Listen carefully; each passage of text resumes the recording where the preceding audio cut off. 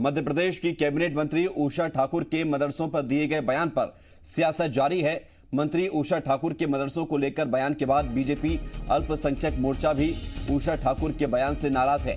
BJP अल्पसंख्यक नेताओं ने सोशल मीडिया पर उषा ठाकुर के मदरसों को लेकर दिया गया बयान को गलत बताया है। बीजेपी अल्पसंख्यक मोर्चा की प्रवक्ता जमा खान ने सोशल मीडिया पर लिखा कि मदरसा पर उषा ताई के बयान से मैं सहमत नहीं हूं। देश के मदरसों से अब्दुल कलाम और अशफाक उल्लाह खान जैसे महापुरुष निकले हैं। वहीं बीजेपी नेता और एमपी मदरसा बोर्ड के पूर्व चेयरमैन सईद इमाद उद्दीन ने भी लिखा कि बहन उषा ठाकुर को मैं जानता हूं। विनम्रता के साथ निवेदन है कि मदरसों पर अपने वो जो बयान उन्होंने दिया है वो सत्यता से परे होकर समाज में विकृति उत्पन्न करने वाला है।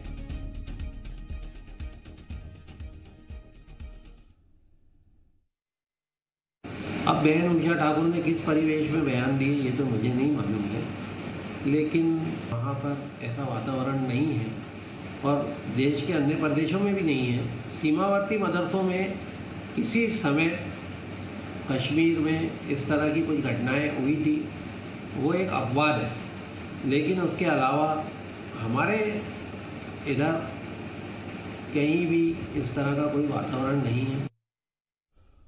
अब आपको सुनाते हैं कि कैबिनेट मंत्री उषा ठाकुर ने मदरसों को लेकर ऐसा क्या कहा था, जिसको लेकर न सिर्फ कांग्रेस हमलावर है बल्कि अब बीजेपी अल्पसंख्यक मोर्चा भी उनके बयान से नाराज हो गया है।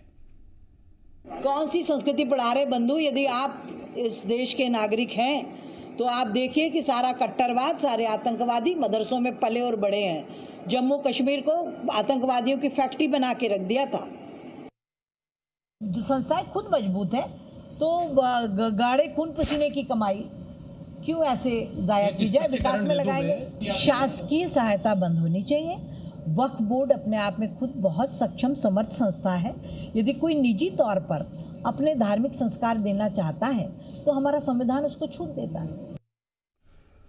और इस खबर पर ज्यादा जानकारी के लिए प्रमोद शर्मा जी मीडिया संवाददाता राजधानी भोपाल से हमारे साथ जुड़ रहे हैं। प्रमोद, उषा ठाकुर का यह बयान विपक्ष को तो नागवार गुजर रहा था, अब बीजेपी अल्पसंख्यक ने भी इस बयान की निंदा भी की है और नाराजगी जाहिर की है। बिल्कुल विवेक, देखिए ये वही उषा ठाकुर हैं। इससे पहले भी इनके ये बयानों को लेकर विवादों में रहती हैं, हमेशा चर्चाओं में रहती हैं और हमेशा राष्ट्रवाद को लेकर बयान देती हैं। इससे पहले भी जब उपचुनाव की शुरुआत थी तब इन्होंने उपचुनाव में राष्ट्रवाद का मुद्दा उठाया था और कहा था कि ये चुनाव राष्ट्रवाद का है। और देखिए अब इन्होंने मदरसों को लेकर जो कहा है उसके बाद कांग्रेस तो लगातार हमलावर थी। अब जो बीजेपी का जो अल्पसंख्यक वोटर था और जो अल्पसंख्यक मोर्चा है वो नाराज हो गया इस बात को लेकर। देखिए पूर्व मदरसा बोर्ड के जो अध्यक्ष रहे हैं और बीजेपी से जुड़े रहे सीनियर लीडर हैं सैयद इमामुद्दीन, वो साफ तौर पर कह रहे हैं कि उनके जो भी कार्यकर्ता हैं, अल्पसंख्यक बीजेपी के कार्यकर्ता हैं, वो नाराज हैं। और प्रवक्ता जमा खान ने भी फेसबुक पर एक पोस्ट डाली है, मतलब साफ तौर पर कहा है जो बीजेपी से जुड़े प्रवक्ताओं ने और जो अल्पसंख्यक मोर्चे के जो कार्यकर्ता हैं उन्होंने सोशल मीडिया पर जो पोस्ट डाली उसमें साफ तौर पर लिखा है कि मदरसों से कई महान पुरुष भी निकले हैं, उनके नाम भी लिखे हैं। मतलब साफ है। देखिए उपचुनाव में बीजेपी के लिए ये बयान उषा ठाकुर का मुश्किलात पैदा कर सकता है। और देखिए जो ट्रिपल तलाक के बाद जो मुस्लिम वोटर बीजेपी से जुड़ा था, जो मुस्लिम जो बीजेपी से जुड़े थे, वो इस बयान के बाद खफा नजर आ रहे हैं विवेक। और साफ तौर पर जो अल्पसंख्यक मोर्चे बयान और तीर एक बार निकलने के बाद लौटते नहीं है, तो बयान तो अब निकल गया है मुंह से और बात ये सामने आ चुकी है। अब नाराजगी व्यक्त की जा रही है, डैमेज कंट्रोल कैसे होगा इस पर? देखिए उषा ठाकुर सीनियर मंत्री हैं और देखिए वो कई बार की विधायक भी हैं और ऐसे में पहली बार नहीं उन्होंने इस तरीके का बयान दिया हो, कई बार इस तरीके के बयानों को लेकर सुर्खियों में रहती हैं। अब उन्होंने कल जब ये बयान दिया था उसके बाद से बीजेपी की तरफ से कोई प्रतिक्रिया नहीं आई है। अब लेकिन साफ तौर पर जो तस्वीरें निकल कर सामने आ रही हैं वो ये है प्रदेश भर से कि जो अल्पसंख्यक मोर्चा है, जो बीजेपी से जुड़ा हुआ अल्पसंख्यक वोटर है, वो नाराज है और साफ साफ तौर पर उपचुनाव में बीजेपी को इसका घाटा भी उठाना पड़ सकता है। अब देखने वाली बात ये होगी कि बीजेपी कब इसको फिर से संभालने की कोशिश करती है, कब डैमेज कंट्रोल की जो कवायद है वो बीजेपी की तरफ से शुरू होती है। पुराना है और अब उस पर प्रतिक्रिया आ रही है। अल्पसंख्यक मोर्चा बीजेपी का नाराजगी व्यक्त कर रहा है। बीजेपी के बड़े नेता चुप्पी साधे हुए हैं, कुछ बोल रहे नहीं है। उपचुनाव मझधार में है, यानी कि अभी चुनावी समर में ये बयान राजनीतिक रूप से नुकसान पैदा कर सकता है। इन सब के बावजूद ये चुप्पी किस तरफ इशारा कर रही है? क्या बीजेपी उषा ठाकुर से समर्थित हैं, यानी कि वो उनके बयान से सहमति जताते हैं, या फिर अगर नहीं है तो खुलकर सामने आना चाहिए?